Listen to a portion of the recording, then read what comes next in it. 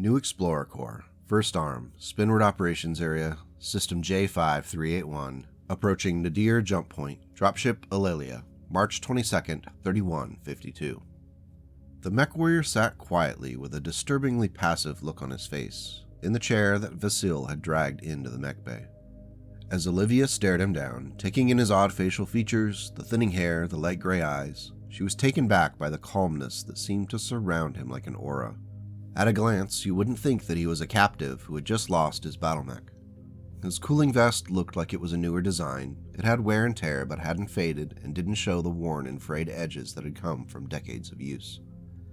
On it were two patches, one that said Higgins, all in caps, and the other was a circular unit patch that showed a bear-like creature consuming a planet in its clawed grasp. Grabbing the other chair that Vasil had brought, Olivia sat facing him. "So, you are Higgins. Does that name come with a rank?" Olivia asked as she started her interrogation. The man sighed, held up his bound wrists. "Yep, though this isn't necessary. You know I'm unarmed, and your bulky friend here looks like he could kill me before I could stand. I know when I'm beat. I just want to get back home to my family." "This is true. I could," Vasil said with a scowl as the elemental continued to stand guard at the man's 4 o'clock, just out of his peripheral vision.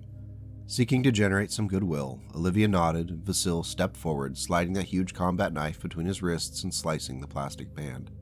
He rubbed one wrist and then the other before sitting back, almost slouching in his chair. Now unbound, he continued, "It's Captain Usul Higgins. You met my unit. We were on our usual patrol of the systems when we saw your jump ship. The last resort doesn't need pirates and looters rooting around." "Do you make it a habit of jamming communications in the system? How's that done, anyway?" Olivia asked. Higgins smiled, which was off-putting due to his rodent-like facial structure, and replied, "Oh, we picked up a little piece of tech that helps with that. You'll have to forgive me for not showing my hand, as you are currently holding me hostage." Olivia furrowed her brow before responding, "You surrendered to us. You are not a hostage, you are a prisoner." "We might be out in the periphery, but I know what a Blakist is and how you people deal with your prisoners," Higgins said while gesturing toward the black and gray mechs and crates around the mech bay with the downward-pointing sword on the starfield background. Recoiling a bit, Olivia felt the sting of being proven right concerning taking the stuff from the depot. After a second, she recovered and said, "We're not Blakists. We just stumbled across this depot and decided that a resupply was warranted. Then you pirates showed up." "You think we're the pirates?" Higgins scoffed before continuing. "You show up on our turf, loot all this, and then suggest we're the pirates. If you're not Blakists, you sure are as arrogant as they were." "How are we supposed to know it was your turf? It's not like you put up signage," Olivia countered. "I said as much upon our arrival to your captain, right before she threatened us and said that you were going to be taking everything no matter what," Higgins replied, leaning back in a stretch and putting his hands behind his head while crossing his legs at the ankle. Olivia tried not to show a reaction. While it didn't sound like something Rin would say or do, hardly anything about Rin seemed stable lately. Maybe she had been so zealous to keep everything that she had overstepped. She looked over at Vasil, who was watching Higgins for any sign of aggressive movement, then over at Tenica, who was just walking into the bay a few dozen yards away. Feeling the weight of this train wreck of a mission on her shoulders, Olivia asked, "How do you see this playing out?"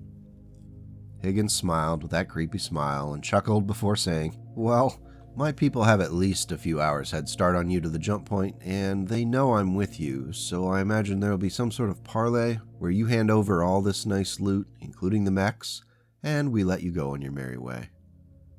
Vasil placed his hand on Higgins' shoulder and said, "We could always just toss him out of the airlock. His friends do not know we did not leave him on the planet."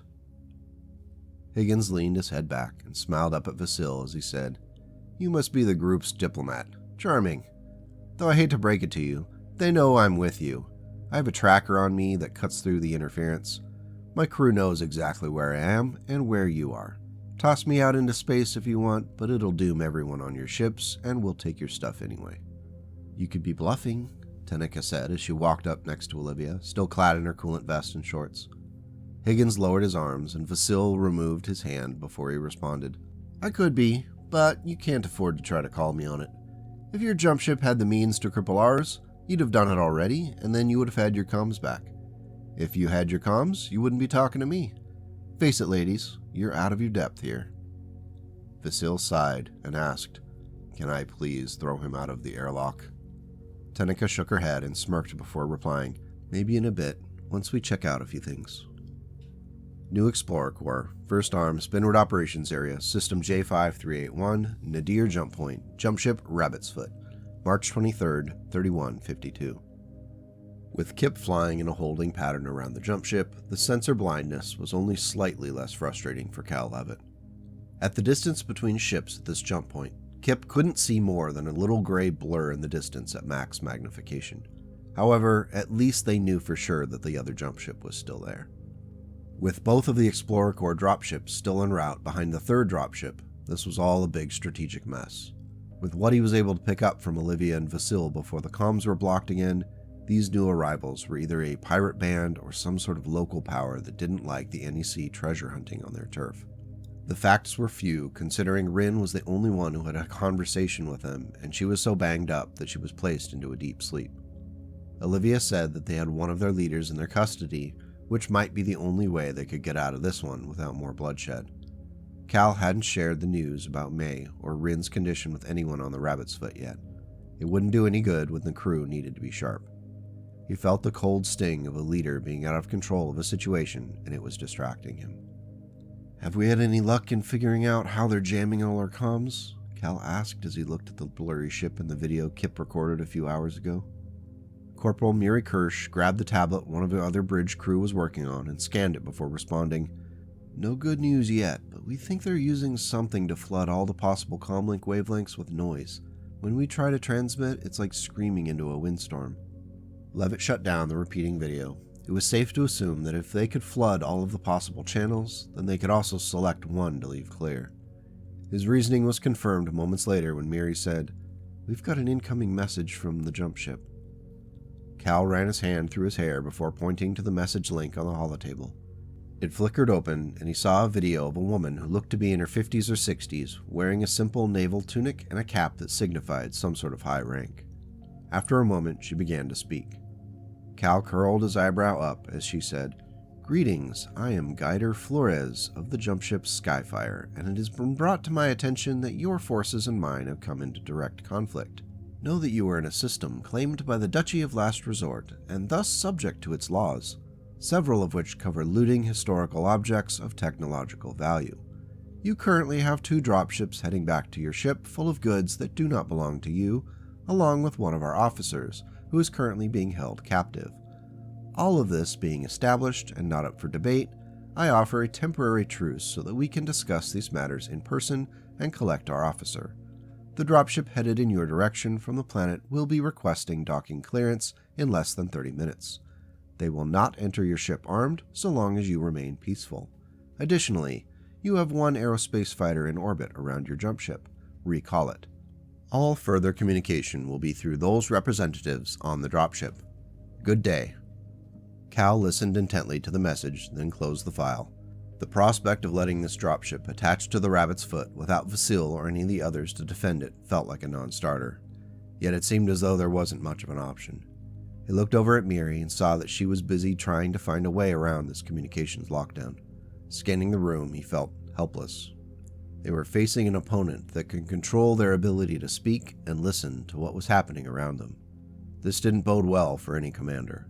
However, they didn't have to do everything they were told.